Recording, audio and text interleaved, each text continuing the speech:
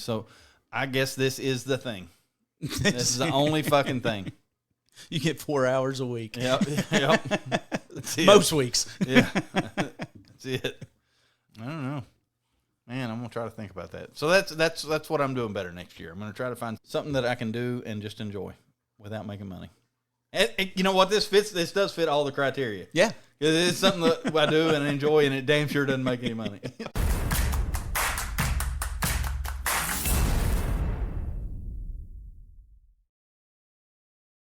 What's up? Well, a few interesting things. I had a Amish closing. What? An Amish closing. I thought they built... Wait, stop. Amish build their own homes. No, well, not all. No, that is definitely an inaccurate perception. So if they go out, what's it called when they go out and party for a year or two when they're like... Oh, the Breaking Amish or whatever? No. I mean, I think that's what the TV show is about, but yeah. Am I wrong? Don't they have like a certain time of their life where they get to go out and live like the norm? That I'm not live sure like of. regular folk. I think I know what I want to call it, but I don't know if that's real. Yeah. Well, while you're looking that up, but yeah, I had a which is interesting. Yeah, what's it called? It's called Rumspringa. Rumspringa. Yeah, it means to run around as a period for Amish teens between 16 and 20 to experience the English world before deciding if they want to commit to the church and have an adult baptism.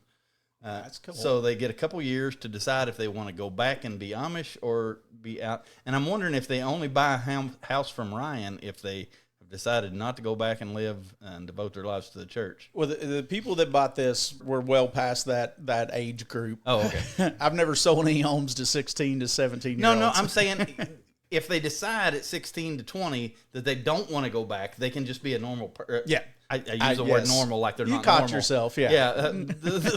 Yes. An English person, I think, is how this says it here.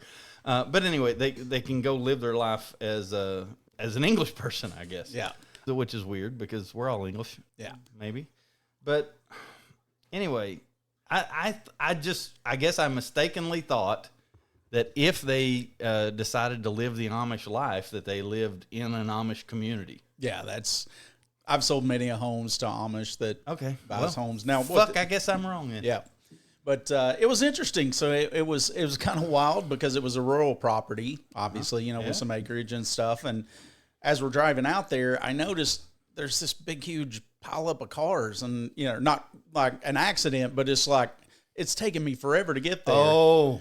And then I finally get up there, and they're stopped on the side of the road, but they're bringing in, there's trailers with horses and donkeys. There was multiple Amish vehicles that were being pulled on the back of skids and things of that nature. So they were moving. We were going to the closing, and we did it at the house, just another unique aspect. But they were doing a one-tripper, brother. They were fucking moving in. They showed up, they took the keys, and said, let's go ahead and put the old buggies together. So the funniest, spontaneous joke I ever heard in my life, this was just spur of the moment. A friend of mine, Phil, we were somewhere up in Pennsylvania or whatever, we're doing telecom work when we were like 20 or whatever. And we pull into a Speedway or a Super America or whatever the fuck it was at the time. Yeah. Little gas station. And there's a horse and buggy tied up out front. And Phil just never missed a beat and looked at me and said, "Carpool." And I laughed. Just in that moment, it was the funniest. It was perfect. It was the funniest fucking thing I'd ever heard. He was just tied up there waiting. I know it's not that funny in hindsight, but geez, it got me at the moment. In the moment, I can get it. Yeah, I get it. Yeah. Anyway, gosh, I don't know. I guess. First off, did we talk on this podcast? We've been doing this a while now, but I can't remember what was what. Did we talk about the Amish family that built my garage? I believe you mentioned that an Amish family did, but there wasn't I don't remember a story that goes with it. Son, let me tell you something. This garage. Besides, they were really quick. Oh my God, this garage out here, it's a 24 by 40 garage. It was built by 4 grade schoolers. They were ages 8, 10, 12, and 14. And their dad, first morning they came here, they come in with 2 huge trucks and trailers, and the dad was driving one. Oh, really? And the 14-year-old was driving another one. Because normally Amish doesn't drive. I think they can drive. They can't. It depends on their set. Yeah, they can drive if they're working, and I think it depends on what's maybe they're Mennonite, but either way, the dad just drops his trailer off here. The oldest son, who's literally 14, I asked him, had driven this truck and this 30-foot fucking trailer here. Like, my son's 20, he can't drive a damn Honda Civic, let alone a truck and a 20-foot trailer. Anyway, Dad just straight drops them off and leaves. And this happened every fucking day. And he would go, I guess, build something else. These 4 fucking kids built my garage, grassed the garage in 4 days. Wow. And it's fantastic. It's the best concrete pour I've ever seen in my life. Yeah. Okay. Dad was here while they were setting the trusses. It's the only time he was here. It's impeccable work. And even the little one, he's fucking 8 years old out there. Knew his role. I mean, as soon as the dad dropped them, as soon as they got out, they hit the ground running like the place was on fire or something. Knew exactly what they were doing. That's amazing. Blew my mind, dude. Huh. Wow. Anyway, so I wish that my son had been raised like that. I tell him all the time, he let an 8-year-old Amish kid outdo him out here building a garage. He probably outdid me. Dude, fuck, they outdid us all. I mean, they outdid those 4 kids. I don't think you could have took 10 union carpenters and done any better, any faster than those 4 kids did. Yeah. I've worked union construction half my damn life, and there's no fucking way 10 union carpenters could outwork them kids. Yeah. It's just mind-numbing. Back to the house. What kind of house was it? Like, actually, a really good sized house, probably about 3,000 square feet. Had a big, huge barn, acreage. So, right in line with what you would expect. Did you work up the nerve to say, "I thought y'all built your houses"? No, did you have any? No, because I had sold other other Amish groups. So you had no enlightening conversation from this. We kind of did some throughout. I mean, there was a couple different times because and like I said, one of the things I had to clarify was whether they were Amish or Mennonites, and trying to figure out access. Because one of the things that was kind of tricky and interesting. I think financing's a fucking bitch, isn't it? They can't own the house, can they? Yeah. Yeah, they can own house. So they don't have a government ID. Yeah. So that was kind of a unique situation. Yeah. What they did and what they typically do is they will use local banks, and that was that was an interesting thing in itself. Because that local bank was in Owingsville, and there was a couple different times where I'm like, hey, we need. He's like, listen, buddy, the way we do things here. He said, you might as well go back about 40 years. And he said, that's what you got to get used to. So he was like, you're making money so you can figure it out. Mm-hmm. And I'm like, I can't do a title search. I can't, there's certain things we can't do. But we got through it. We did the best we could. And, we got to the point where, we closed. So Katrina's mom works for Farm Credit. Mm-hmm. And, she's always financing these fucking $1 million farms and whatever. Anyway.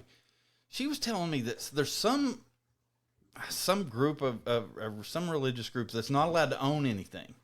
So the standard deal with them is if they buy the property, they're going to leave a $1 balance on it in perpetuity. Even if they make every payment to the end, they're going to agree to leave a $1 balance on it. And the bank is going to own, or Farm Credit is going to own that property forever. They're never going to collect their $1, but those people are going to live there forever. That's interesting. And I don't know what the tenor or the reason would be for that, but that's interesting. I guess they're just not allowed to own shit. Wait a minute. It wasn't land. It was machinery they're not allowed to own. Or like cars and trucks and bullshit. God, that makes sense. Yeah. So I think it was like buying tractors and shit or whatever. Yeah, because one of the things that we had to kind of work around and navigate was that they didn't sign anything, of course, electronically. Mm-hmm. They don't do anything online. Yep. So everything that was signed had to be in person. And then we also had to navigate. They had to hire somebody to drive them to meet me to be able to sign everything. So it was, I'd done it before, so it wasn't like I was like, oh crap, how are we going to get through this? But it was interesting. And Yeah, I think they have to go to other friends' house to call people, so I would get phone calls and I get it, because he's there and he's like, I'm going to be here for 15 minutes. And if I'm on the other line, I mean, there'd be times where they'd call me 3, 4, 5, 6 times in a row. That would be the cool part about what you do to me, is just getting to meet and learn about how other people do shit. That's why I said you should have got some enlightening information, because that would be the thing for me. I'd want to, tell me how this works. Tell me how this works. How do you do this? Well, yeah, because we had some of those conversations. One of the things that of course, right off the bat, I'd said, hey, this is going to help me help you and that kind of stuff. But, can you help me understand what sect you are? Yeah. Are you Amish? Are you Mennonite?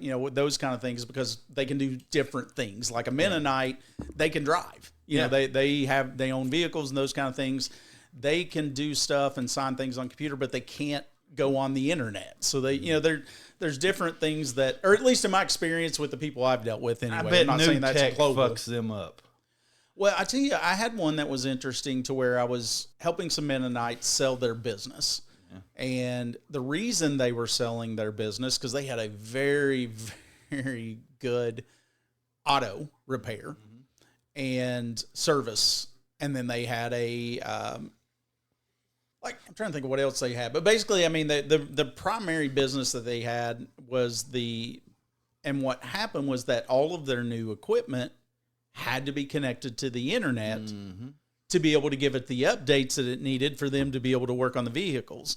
And apparently, at some point, that became an issue for the global church.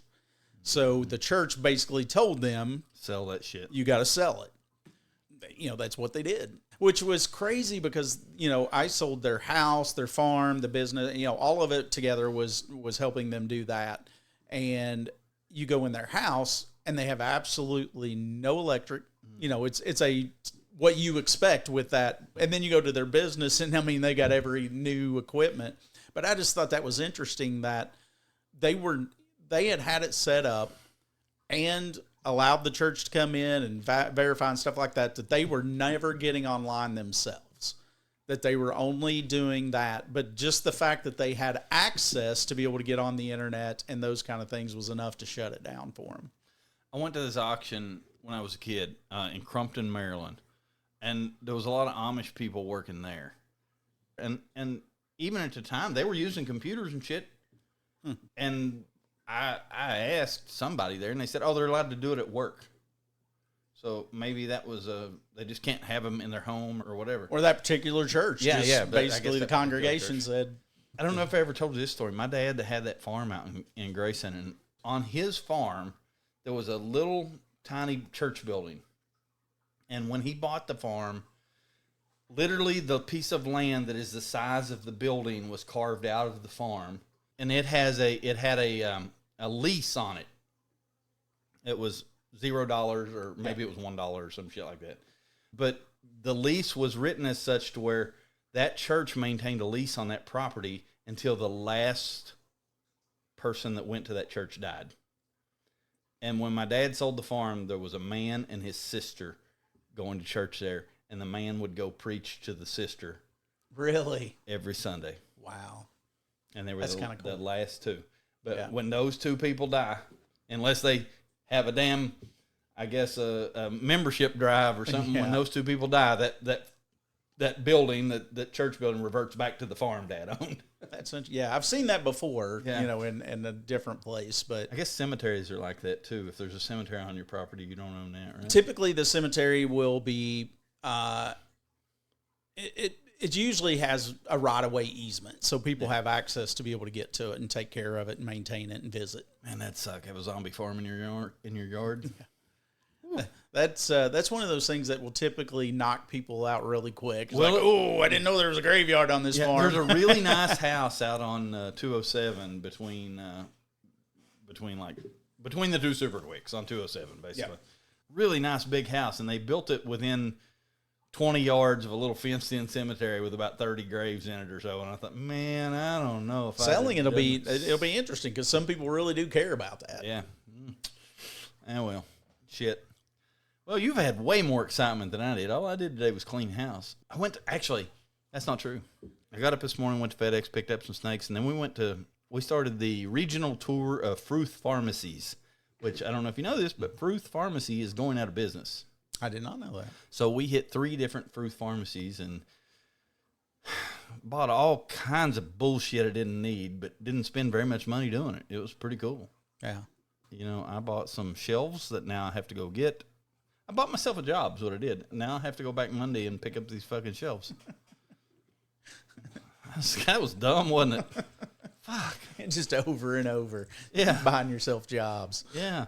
But also, the funniest fucking thing, everything in the store was 70% off, and it just, or 60% off, and it just went to 60 this morning. And some guy was in there, they had 300 or 400 cans of Monster in there, and some guy was in there loading fucking shopping carts. Oh, was he? 60% evidently is the magic number to buy Monster, because he fucking straight cleaned it out, man. I thought that awesome. Guy is going to be fucking hyped. Wired. He is wired for sound coming this evening. Another thing I was going to throw out, I don't know if you know that, now, of course, we don't know for sure when this will drop, but it'll drop probably around Christmas or right after. But we're in the throes of 8 crazy nights right now. What, say who? We're in 8 crazy nights, Hanukkah, brother. Oh, yeah. We're in the throes of Hanukkah right now. So, all right. So I said, in the spirit of happy holidays, brother. Yeah, I guess I don't know how that works. Well, so I've never sold a house to a Jewish person either. So yeah, so hopefully you have. Hanukkah runs on a specific, they run on a lunar calendar or something like that. The Jewish people do. They don't operate on ours. Cool, interesting fun fact: in 2027, so I think 2 years from now, Hanukkah, the week of Hanukkah, that 8 days, actually falls whenever Christmas Eve and Christmas Day will be during that 8 crazy nights. So, any of those blended families out there, shout out, you got 2027 coming. I thought that was already a thing. Like, I thought. No, Hanukkah, Hanukkah right now we're in the midst of Hanukkah, and it quits, I think, on the 22nd, 23rd, something like that. Next year, I think it's around the 5th, but for whatever reason, it falls right on Christmas next year, or during Christmas. I mean, I guess I'm just a dumb white dude, but how do you know this? I love the holidays, dude. I fucking love the holidays. So, I mean, I guess I should be more in tune with it, but, I'm just not. Yeah. It looks like it runs from December 14th to December 22nd. And just to keep it on going, the week after Christmas is Kwanzaa. I think I did know that. Yeah. So it's always the same time of every year. It's always in between Christmas and New Year's. Yeah. I got that. That's. I know it's supposed to be the week before Christmas, but the week after Christmas is the busiest shopping week of the year for me. Gotcha. Like in my stores, people coming in getting all the shit they didn't get, or business cards, or they got money for Christmas. Yeah, exactly. That's it. They got their. I used to tell my dad, and my dad said, "What do you want for Christmas?" I just want my Christmas pennies. I guess people got their Christmas pennies. Yeah. I just thought about this. I think my dad cut me off when I was like 20, 21 or something like that. On your Christmas pennies? On my Christmas pennies. I'm going to have to ask him what the official cutoff date was. And I only only concerned about it because my son's 20. I'm trying to figure out where the legal cutoff point for getting your kids some shit for Christmas is. I think the grandparents usually get a ride a little bit longer than the kids, though. Like, now I'm taking care of your kids, man. I can't give you shit and your kids. Yeah, I don't know. I think maybe the cutoff is you get a gift until you have kids. I do remember. Vividly, this is awful. I remember one year, and I was probably 22, something like this. One year for Christmas. Keep in mind, my dad had given me money from the time I was like, maybe 15 or 16, until I guess I was about 21 or so. And that was what I got for Christmas every year, my Christmas pennies. Dad gave me a belt one year. Just a belt. That's it. Fucking leather belt. Wrapped some bitch up. I got a belt. I was like, what the absolute fuck? I went from like 500 cash to a belt. It's great. And that was when I knew I was an adult, I think, or at least supposed to be. That's wild. Do you remember the first time you got fucked on Christmas? I think that's the thing, is that Christmas is such a big thing for our family. Yeah. My parents still probably spend as much on me today. Okay. Actually, probably more today than what they did whenever I was younger. And it's funny because they're very, and I've carried this on too, so they must have ingrained it in me, that each one of us gets exactly the same amount spent on us. So you may be going on our own cruise and getting some really cool gifts, and then the next thing which is not a bad gift, but you get something that's like $10 or $15, and you're like, well, I had a $10 or $15 difference I'd gotten your brother, so. Yeah. So last year, my mom got me a Rush DVD. Rush live in concert on DVD. She just randomly bought me some shit, just, oh, that looks good. Whatever. I don't know why. But you got Rush. But I got a Rush. I watched it. Yeah. And well, there you go. Hell, it was good. My mom and stepdad will get my youngest son, he's 20 now, but not of age, but they'll still buy him a bottle of bourbon probably for Christmas. That's it. Yeah. Yeah. You're allowed to drink at Christmas. There you go. I like that rule. Anyway, all right. You got a question? Actually, I do have a question. Okay. But I feel like it's going to be kind of a little bit of a Christmas gift, something we can do together. Okay. Shoot. I think we kind of established last week, Chris, you're not a big Christmas person. Not that you dislike it, but for whatever reason, it just doesn't. It's not. You're not. Are you a holiday person? I don't get that you're a holiday person at all. No, not really. What I feel like, we talked about Festivus even. Yeah. I feel like I want to know what would be your perfect ideal holiday. If you get to create it, we'll sit here and create it together. What kind of shit would you say is mandatory? What kind of things would get you excited to do it every single year? And it can be fucking whatever the hell you want to do. Don't have to be gift giving. It could be show up and let me cuss you out. That's not your personality either, but I'm just saying, what would that be? I don't know. I really don't. That you would get excited about. I don't know. I can't think of any like traditions that I get excited about. Really, I can't think of a fucking one. What is a tradition you could create that you would get excited about? It would just be very, it'd be look me up in the dictionary. It'd be all the shit I like. It'd be fucking, you get up in the morning, you go hit the flea market, and then you go flip rocks and look for snakes, and then you fucking go to work. That's what I do. Well, you want something you would bring other people into. Yeah, I don't know. Would you enjoy that? So there's something. I mean, if you could pick 5 family, friends, 10, whatever it is that you wouldn't want them to go with you. No. So that's what I'm saying. Nope. What would you actually want to do with other real people then? Anyway, I have a weird relationship with all my family. Me and my dad are probably the most we pretty much see the world. No, we don't. We don't see the world the same way. Y'all just Yeah, but I understand how he sees the world, and he kind of understands y'all accept each other. Yeah. Which is different than, yes, he's your dad, you love him, but I mean, as far as accepting and going, because you bring up the fact that a lot that you talk to him every day. And you're friends at this point. Yes, you're father or son, but you're friends. Yeah. He's at least once a day he needs his iPad or iPhone worked. And I have been very successful in putting that gig off on Katrina. She's now officially the iPad worker on her for Dad. I don't know. I just like special days and bullshit. I don't know. It's never been a thing for me, really. Yeah. Now that said, that's sad though. That makes me sad. I guess it probably doesn't affect you, but it makes me sad. It doesn't really, because I know how much I love special days. Like if we were to actually come up with something, not using Festivus, which is nonsense. We don't want Festivus because that's airing of grievances. It's funny, it's great, and all that good stuff. But I think something like that would be cool. I mean, there's my brother every single year still gets together with this text group that he's, of coaches and past people he's coached with. Anyway, there's like people there. They literally do breakfast. Everybody in that group text gets together and basically just goes and has breakfast or something to that effect and hangs out. Not quite the same as this, but I mean, it's that same kind of thing. They've got their own little tribe, and that's what they go do. That's interesting. I'm going to tell you a story. I had my group chat. We've talked about that a lot. My group chat called me the other day, one of them, and said, hey, what are you doing tomorrow?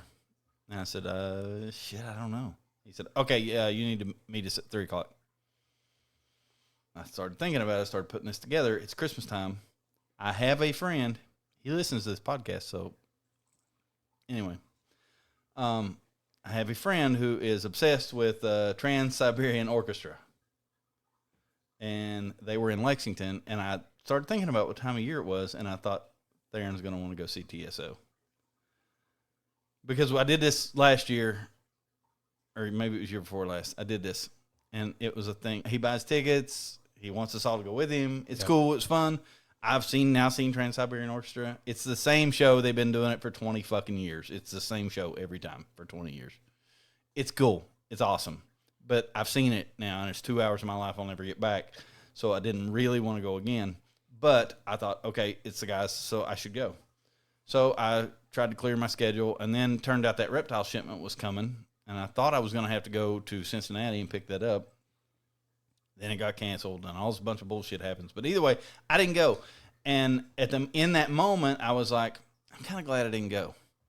But the day after, I was like, fuck, you know what? I should have fucking went. Yeah. Because we don't get to spend that much time together anymore. Yep. And, I should have fucking went. So I guess maybe that's the kind of thing that I take for granted too much, maybe. I think we get caught up. Yeah. I'm as guilty of this as anybody, and so I try maybe to be TSO mindful. should be my holiday going forward. Yeah, there you go. But I think it's easy to get caught up and think everything that we're doing right that moment, or whatever deal's going on, or whatever we're doing, is the most important thing. I can't step away from this. Yeah. But who knows on the other side of that, next year, there's no fucking guarantee. I mean, we're all getting, I mean, we're not old, but we're all getting to the point. We're all getting hit by a truck eventually. At some point, great big fucking trucks. There's going to be one less person, or, something's going to happen. So, I mean, any of those kind of things, I typically, because I'm the same way. I mean, I will sit there and think, do I really want to do that? Is that something am I going to be happy with that? Instead of looking at it going, you know what? Yeah, I've seen it. I'm not necessarily that interested in it, but it'd be cool to talk to these people for, a few hours or whatever it is. So.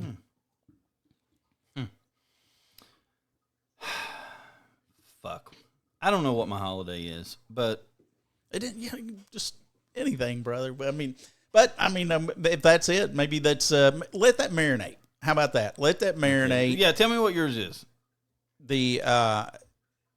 Of what I already love the holidays so much, so we can put together whatever the fuck we want to do. But I think it would be cool I would like a friend type thing that isn't family driven. That is, it's basically the family you've chosen, the friends and that kind of stuff. Friendsmas. Yeah. And I would like to have like a Friendsmas to where we don't need to fucking bring gifts, or put like a $10, 20, something just like make me fucking laugh. Bring me something that's going to make me laugh and show you that you thought about me for a couple minutes. Yeah. That I think would be cool. So that way there's not any pressure, and then just get together and do different shit that everybody kind of fucking likes. That would be, somebody wants to do the Trans-Siberian. Okay, then we go do that. And then after that, the next person gets to, okay, where are we going to go fucking eat? Or okay, now where are we going to go have some drinks? Basically just what can we do to kind of have a full day of just celebrating? And because in theory, it's Friendsmas. So you should fucking enjoy the people's company, right? Even if obviously they're friends, so they're going to annoy you, but you've chose them to be your friend, so you take that, right? I remember whenever, the Frank, the Eric Harris, he's like, he is an asshole, but he's our asshole. We understand his version of asshole. We understand where he's coming from, and we all loved him. So I mean, it was a big loss. But I just remember the funny thing is like, yeah, he's yeah, he is an asshole, but he's our asshole. He's our guy. Yeah. I think that at 50, are you 50 or 51? 51. 51. At 50, I think we all start to wrestle with our own when we're getting hit by a truck. Yep. You know, so Katrina came up with, or somebody, maybe it was Lucas, somebody that works for me came up with treat yourself's one year. So from Parks and Rec. Yeah. Treat yourselves. Yeah. Is that where that's from? I don't know. Yeah. They do a whole day. That's their day, is it's treat yourself, and they literally, they do every single thing that day, and they will buy anything that they fucking comes into their head in that particular thing that they've thought about. It's like, oh, God, I'd love to see somebody in concert. He's in Texas. He's in Brazil. Well, we're fucking going to Brazil then. Going to Brazil, yeah. So that could be good. Anyway, what are you doing better next year than you did this year? And I'm not saying what's your New Year's resolution or whatever, but because that fails. But resolutions suck. Like every time I ever tried to do that, it failed by about the 4th of January or something. But how are you being better next year? What are you doing to make yourself better next year? Yeah, I am definitely going to be focusing a lot more on work-life balance, trying to do more of things that I enjoy and that bring me joy. I mean, that kind of correlating with the building and all that kind of stuff. Stuff like that, to me, I was like, sounds fucking interesting. That's a new challenge or something like that. So I think I want to take on some different challenges, look at some different ways to potentially create revenue that doesn't require me 24/7. You know, like real estate, it goes with how much effort and time I, and then do that. But, I think I want to just continue to lean into, we've talked so much about chasing joy and chasing happiness and just relaxing a little bit, not getting so caught up in things not going my way or not getting things to kind of lay out the way that I want to them, and just go, okay, that's kind of where we're at right now. Let's still have fun with that. So I always struggle with, I'm challenged with basically enjoying the now. I've gotten a whole lot better in the last few years, because it used to be, I was always just like, oh, freaking A, I just made a national record with this job. How do I do this next year? Well, now I got to do this. And it was by the nature of the jobs that I had and by the nature of the way my life was set up, was just like, I was never satisfied. Never satisfied. It's like, oh, if I crushed a national record, well, how do I make it a Guinness record? Or how do I put this in a situation where nobody, which is ridiculous, but was my mentality, and I want to dial back on that. Yeah. I guess that I totally see all that. I mean, I living in the moment is like the hardest thing ever. Somebody said one time, I think this is funny. So this came from my ex-wife's counselor. Okay. Because she started going to, some point she was going to therapy for a little while. Anyway, so I got to hear all about all the things that. Yeah. Anyway, but one of them was, you got to stop looking at happiness as something you're trying to achieve. Yeah. Or whatever, as something down the road, because we're all real bad to say, oh, if I could just do this, I'd be happy. Yep. And learn to be content with your own. Yeah. How to sit in your own bullshit, kind of, I guess. I couldn't agree more, because how to love your own bullshit. Because I think one of the biggest things that I heard somebody say to me on my way up, and I totally was like, okay, yeah, whatever. Basically said, what happens when you reach what you were getting? Once you reach it, you just push it on out. And then that happened. I hit kind of the pinnacle of everything that I want, and at some points way stupidly exceeded what my wildest dreams could have been. Yeah.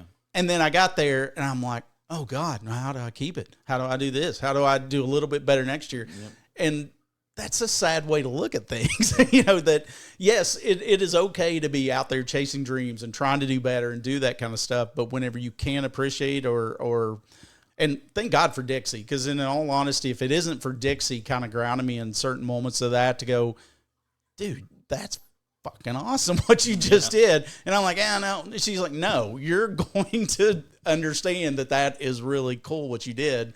And by stepping back and looking at it from that lens, you can go, okay, well, I can kind of appreciate that. And I want to do that more. I want to try to be able to kind of appreciate things more. Yeah, I would say I want to work on my work-life balance, but I think if I was going to do that, I'd probably do more work because I don't know. Sometimes the people around me work a whole lot, and I do things that resemble work a lot, and I give the outward appearance of busy a lot, but most of it's just bullshit I created for myself to look busy or to seem busy. Yeah, but the thing is that I feel like that if someone were to ask you, right, somebody walks up and goes, live in a fantasy world. Somebody from is like, hey, I listen to Two Guys podcast, and if they were to ask you, what do you think Ryan likes to do outside of work? Yeah, I think you could rattle off some things. Yeah. If someone would ask me, what do you think Jarrod likes to do outside of work? I'm like, it's because everything I do, and I'm sure we've talked about this. You turn it into everything I do is a job. Yeah, it doesn't matter. I think that's something you should work on this year, is trying to find things that are not trying to generate income that you actually enjoy. I don't know what those. But it's also I don't know what those things are. Yeah, like I'm 50 years old. I've never found anything that I actually like doing that I didn't eventually try to figure out how to make money doing it. Yeah. And I feel like you've probably done that for the most part. So, I mean, I guess maybe what you're doing, you enjoy. Maybe that should be what I'm doing better next year is I'm going to try to find something to do to enjoy that does not, because if you take anything you enjoy, say you enjoy flipping rocks. Yeah. Or metal detecting. By the way, have you used that yet? Yeah, we've used it a couple times. It's pretty cool. Okay. Not found anything, but bullshit. You're supposed to have a good story. Anyway, say you enjoy metal, or if I go out and enjoy metal detecting, eventually the pressure to find something good will consume me. Yeah, and then it'll be, I'm not finding anything good. I got to buy a better metal detector. I just reviewed all this data. Is Spotify and Apple's our biggest, and then Spotify. So they know we're idiots. Yeah. So, but anyway, then it becomes all this pressure of this thing that I liked now isn't that fun because there's so much pressure to do good or whatever. And I can't think of anything in my life. Maybe that's a sad way to be. I don't know, but I can't think of a fucking thing that I just enjoy doing for the sake of doing. The funny thing is, we're episode 40 in to where you have not turned this into a business. And you consistently enjoy doing this. Yeah, okay, maybe. Sure. Okay, well, fuck you then. But I can't think of anything else. But yeah, no, you're right. That's interesting. No, I have purposefully never. It's because I approached this in the beginning of I don't give a fuck if this does anything or not. Yep. This is kind of for me and you to have time to hang out. Yep. Kind of. So I guess this is the thing. This is the only fucking thing. You get 4 hours a week. Yep. That's it. Most weeks. Yeah. That's it. I don't know. Man, I'm gonna try to think about that. So that's what I'm doing better next year. I'm gonna try to find something that I can do and just enjoy without making money. And you know what? This does fit all the criteria. Yeah. It's something that I do and enjoy, and it damn sure doesn't make any money. So we're gonna have to get T-shirts. Podcast. We're gonna have damn sure don't make money. We're gonna have to we'll have a merch booth going forward. Yeah. Maybe we go set up a booth at the Comic-Con and sign autographs for $30. Yes, I'm in. Okay, we'll come up with our T-shirts. I don't know if I ever told you this. There was a guy. Shout out Mike Holman. I love him. I do. He has my super respect. When I first started my Comic-Con in 2012, he was making the Comic-Con circuit as a celebrity signer, and he was always at all the little shitty cons. And in the beginning, I was a little shitty con, so I had him once or twice as a guest. And it's because when you're a new little shitty con, you'll take anybody that seems to be a celebrity guest because it's hard to get real celebrity. So you prove yourself. Yeah. Mike Holman would go, he would pitch himself as a guest kind of, and he'd go set up a booth and hang a banner behind him with the Jackass symbol from MTV. and he would have a booth ID sign that said Mike Holman from TV's Jackass. Okay. Jackass is one of those shows that there's just been 100 fucking people on. You don't remember it. I don't even know the name. Yeah. So I mean, I know like three. Is. I know like Steve-O. Yeah. You know, the fucking thing. He did 150 fucking cons over 3 or 4 years. He was never on Jackass. I was going to say, I don't know that I remember. I can't believe they didn't call him on it. Or just... I mean, eventually somebody made a website called whothefuckismikeholman.com, and he just embraced it. He had T-shirts made that said "Who the fuck is Mike Holman?" That's awesome. But eventually, cons caught on and quit booking him. But the motherfucker would sit there and sell autographs and make money, and people women take photos with him and all kinds of. I bet if we had one, there would be people walk up, and it would we'd get people coming over. They go, "Oh, I have to have that. I've got everybody else." Yeah. And that's what it is. People are there to. I always said if you took anybody that is charismatic and can talk to people and have a conversation and make people feel good, you could put anybody in a booth and people would walk up and pay them $20 to sign something. Yeah. You want to do a photo for $20? Yeah. Fuck, this was fun. I'll take a picture. Because they're coming there with their wallet out anyway. Yeah. But yeah, Mike Holman, good guy. Real grifter though. Anyway. That's all I got. Got anything else? I think it's a good place to end, brother. All right, well, let's get out of here before the cameras kick off again. Later. And just like that, another episode of Two Guys, Two Questions is in the books. We laughed, we learned. Well, we mostly just laughed. Yeah, and if you made it this far, congratulations. You now have random knowledge you never asked for. You're welcome. Don't forget to follow, subscribe, and leave a 5-star review. Or don't, but just know if you don't, we're bringing back the squeaky toys. Oh, it's coming back either way. Until next time, same two guys, two questions, and absolutely no idea what we're doing. Perfect.